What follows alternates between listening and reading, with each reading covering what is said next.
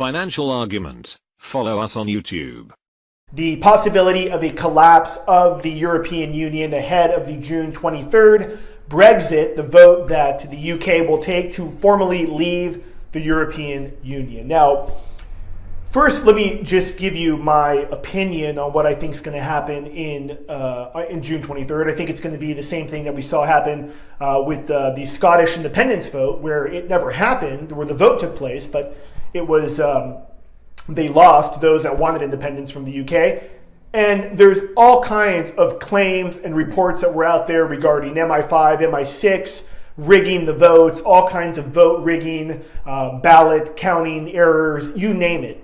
And I think that's what's going to happen here again. I really doubt, even in spite of what appears new polls show that there is a shift towards people looking to want to leave the EU, that I think the powers that be will control these votes, similar to what we've seen take place in the Democratic primary, for example, where there's no question, at least in my mind, and I don't have any factual evidence, but it's just my gut tells me that the Democratic Party and their surrogates are basically screwing someone like Bernie Sanders out of several close primaries that could have gone either way. Now, of course, I'm not voting for either one of those candidates, nor do I support either one of them.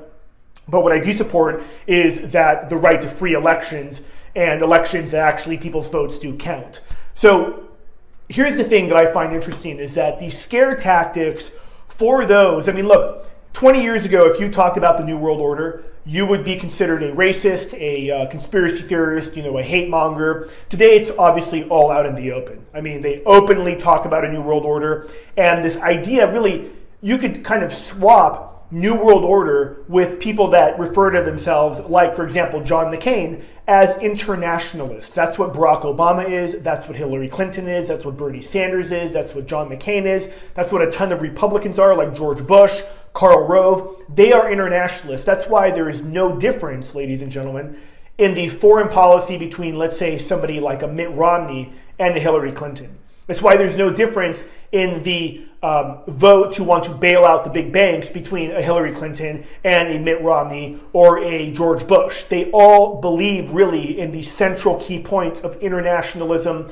crony capitalism, and really this fascistic corporatism is what we basically see, which is really what Hillary Clinton is. She's a corporatist, as are leading Republicans as well. So they're freaked out, right? Because they see people are waking up. People in Europe, people in America, you see what the left-wing media recently refers to as the rise of right-wing parties.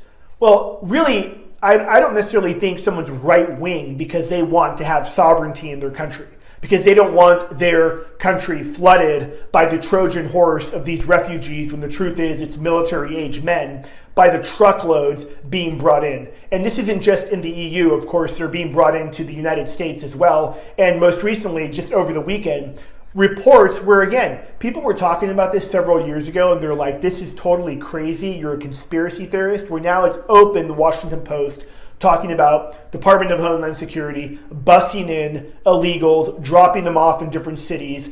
TB rates are exploding. A third of illegals that were dropped in Vermont had tuberculosis. I mean, it's absolute insanity. And people in the UK realize what's going on. People in Germany see what's going on. Their countries are being flooded by illegals that do not, or by these so-called refugees that do not want to assimilate to the culture. And that is people talk about how America was built on immigration, and it's absolutely true. And the immigrants that came over in the 1920s, 1930s, 40s, 50s, 60s, the majority of them wanted to become American. Now, I'll acknowledge fully, look, my kids go to school in the Los Angeles School District, and I see the children of illegals that are Americanized. And they're Americanized, and they, love all the stuff that my kids love. So there is that assimilation that takes place as well. But the fact of the matter is that the illegals that come to America today are way below the poverty line. And studies have shown it will take 3 to 4 generations for them to get out of poverty. So we're not bringing in the best and brightest like we should be. We're bringing in anyone who wants to come in. Anyone, criminals, you name it. And that's exactly what's happening in the EU. And that's why the UK is saying, look, this is absolute insanity. A majority of people recognize and realize that having the EU pass laws, unelected bureaucrats pass laws for their country where they don't even get a vote. They don't even get a say in this.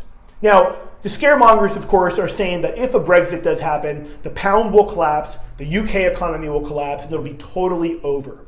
This is the same scare tactics they used for those that wanted to not accept bailout terms for Greece and Greece leaving the EU, which could have been one of the best things that has happened. Remember, in the last 5 years, Greece has had 3 different bailouts, and it's been absolute insanity. If they would have not taken the first bailout, they likely would have already rebuilt their economy based on their drachma, original currency, based around their shipping, based around their tourism industry, based around their hospitality industry, based around their mining industry. But instead, no, they go along with the bondage, this self-imposed bondage.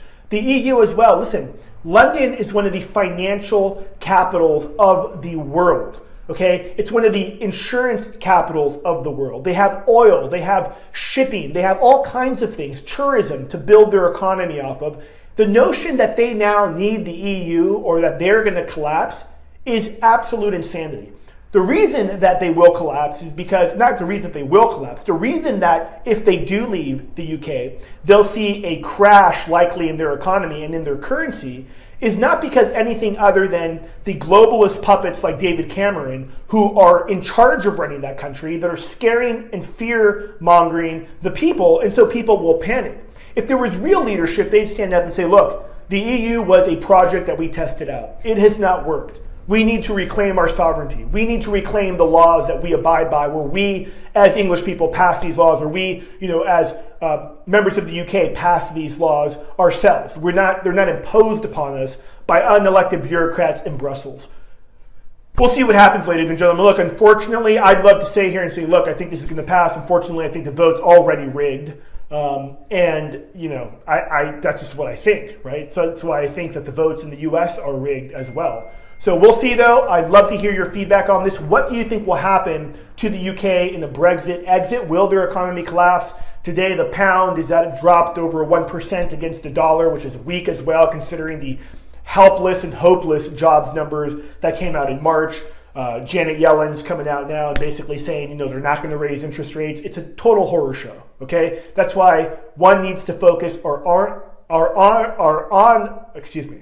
That's why one needs to focus on our own financial and independent liberty. That's why we need to take a look at what we're doing, invest in ourselves, because you and I as individuals can prosper, can succeed, can make it past whatever agenda the New World Order has set for humanity. I'm Fabian for Liberty, Fabian Calvo. Thank you so much for watching. Remember, check out my webinars that I post on resourcefulrealestateacademy.com or on fabianforliberty.com as well. You can opt in anytime, and they're 3 times a day. Pretty cool. I've had thousands of people go through them in the last week since my interview with Greg Hunter, which worked out really well. Anyways, thank you for watching. I'm out.